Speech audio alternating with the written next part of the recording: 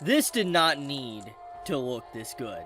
Like, this was a cover. This was just a cover for a chapter, if I believe. But the fact that this is just straight up, like, a full-fledged fight showcasing the end of, like, Big Mom's Island of Whole Cake, kind of, and seeing a Koji just come in and absolutely just destroy this man is insane. Like, can we talk about this real quick? Like, I always hear online people say, oh, this character's got aura, this character, is amazing, or people are always trying to spread agenda, etc. But when you take a hard look at this scene, that's aura. Like, I don't use that term often, but, like, if there is anything that radiates, like, just aura and just badassery, it is 100% this scene right here. It's honestly just an incredible sequence of art and animation, and once again, this was just a panel. I believe this was just a cover story panel, and this entire sequence was just fully shown. It's, oh my goodness, absolutely incredible. Toei, do this more. Like, this is what you should do, because it's like, one of the big complaints that people have from One Piece is the pacing. It's the biggest issue. I've talked about this, many people talked about it. I'm not going to get into the exact same thing I've always talked about and others have talked about and bore you to death, but the point of the matter is, there is a lot of potential that Toei can use. Instead of just, like, slowing down and, like, having a frame extended for 40 seconds, they can adapt cover stories. There's so many cover stories for One Piece on the first page of a chapter, and it could be turned into its own episode because of some of the content that is within these cover stories. So the fact that Toei did this, it's just like, do more of this. Like, there is just so much potential to be had here to expand upon the One Piece verse, if obviously Oda is fine with it, because we would love to see what's going on behind the scenes with these cover stories instead of just hearing about them. So just good on Toei for this sequence. Honestly, incredible. Now, with all that being said, I gotta talk about this. This sequence is just... I gotta talk about just why this is insane. You probably have seen this clip just trending online, and it makes a lot of sense, because the amount of detail poured into this scene is just jaw-dropping. Like, oh my goodness, like, yesterday was incredible for soul leveling, and now we have this episode, and it's just like, it constantly brings the question to my mind, how is One Piece a weekly anime? How? Like, seriously, how is it a weekly show? I mean, I've said this point many, many times in the past, but it's like, you go back a decade ago, One Piece was trash for an anime. It was. The anime was trash. Like, the pacing, the art animation, it was not good. There were certain moments that were good, like certain key fights, but overall, it never looked good. And the fact that we have just had such a 180, and it's still staying that consistent, even after the Wano arc with, Egghead, I love it. I absolutely appreciate this level of detail, and it just makes me wonder, man, I cannot believe this is a weekly show.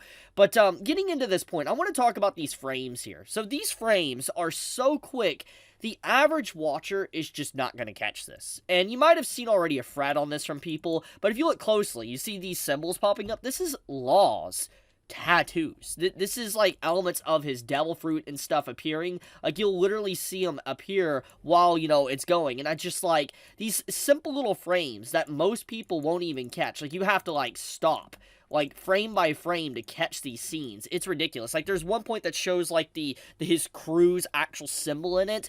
It's just like most people, the average watcher, are not going to catch these little details poured into these frames. And it's just like, for an animator to do that, it's honestly admirable. It really is. It's inspiring, because most people are not going to appreciate that effort. But the people that really dive into these sequences, look frame by frame, they're going to be like, holy crap, that's actually insane. And especially just this sequence too. The showcasing of raw power here from Blackbeard is actually insane. Like, this is... You realize the actual power and force of, like, oh yeah, can we say that these look very phallic? Like, please tell me I'm not the only one. Like, as soon as I saw this scene, I was just like, this looks super freaking phallic, and let's just leave it at that. call that intrusive thoughts or whatever, but I had to mention that. I could not make this video without mentioning that. But anyways, I want to talk about the sheer destructive force. Like, to have the actual ground wavy like it is, you realize the amount of force of an earthquake, like the tremors have to be for the ground to be basically like water. It's insane. And it really shows the difference of, like, Blackbeard's usage of the devil fruit, the tremor fruit, in comparison to what Whitebeard did. When we look at Whitebeard in the Marineford War, you know, Whitebeard was very reserved with his ability. Like, he used it a lot, but, like, he was reserved. He didn't cause as much damage as he easily could have. He could have, like, split continents theoretically in half, depending on how he used it. And the fact that he didn't showed his level of commitment and control with his devil fruit, and how much he cared about people, too.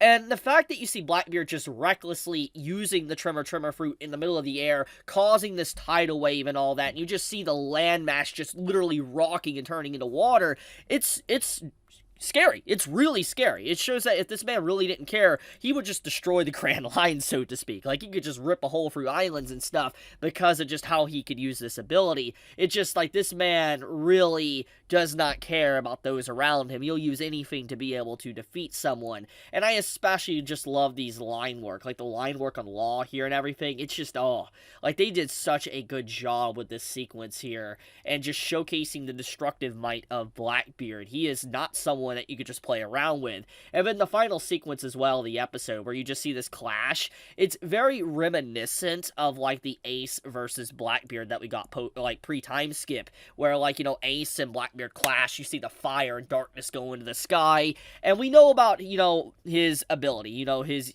Darkness Devil Fruit. We know what it can do to Devil Fruit users, and the fact that he does this to Law in this moment, it's basically saying Law's kinda screwed. Like, honestly, like, R.I.P.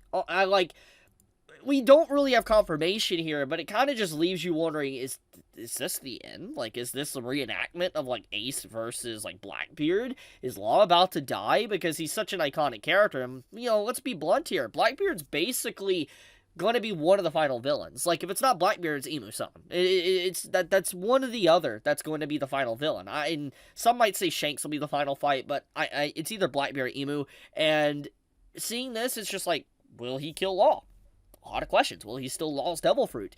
So many things, but, yeah, honestly, just a absolutely incredible episode of One Piece that did not need to go as hard as it did.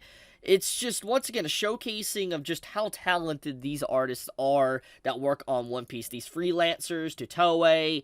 It's nice. I love seeing just the care and attention to detail that One Piece has been getting over the years. And I'm glad to see it's not stopped with the end of Wano. It's still progressively being amazing, even with Post-Wano. So yeah, just, man, absolutely awesome. Also, we got a female Law. Can we talk about that? Like, we had, like, everybody turn into girls and stuff in the middle of the episode, and let's just be blunt here, everybody was 100% simping over female Law. It's a little bit sad, though, that the voice here, yeah, like, it's not a female voice. It's a little bit sad. Toei had one job, and I wish they would have gotten a female voice actor for Law, but I guess the reason why they didn't was because it was just such a brief scene that they just didn't want to waste their time. Well, no, there was a lot of potential here to throw in a female voice actor, but they didn't do it. But yeah, overall, just, I wanted to talk about this episode. It's super insane, the level of attention to detail that One Piece gets, and just shout-outs to everyone that worked on this episode. It really is a showcasing of talent. But I'll leave it at that. Thank you so much for watching. May all of you have a fantastic day or night wherever you live. If you enjoyed One Piece and you enjoyed this episode, do leave me a like on this video. It does help me out a lot. And with that, Chibi out.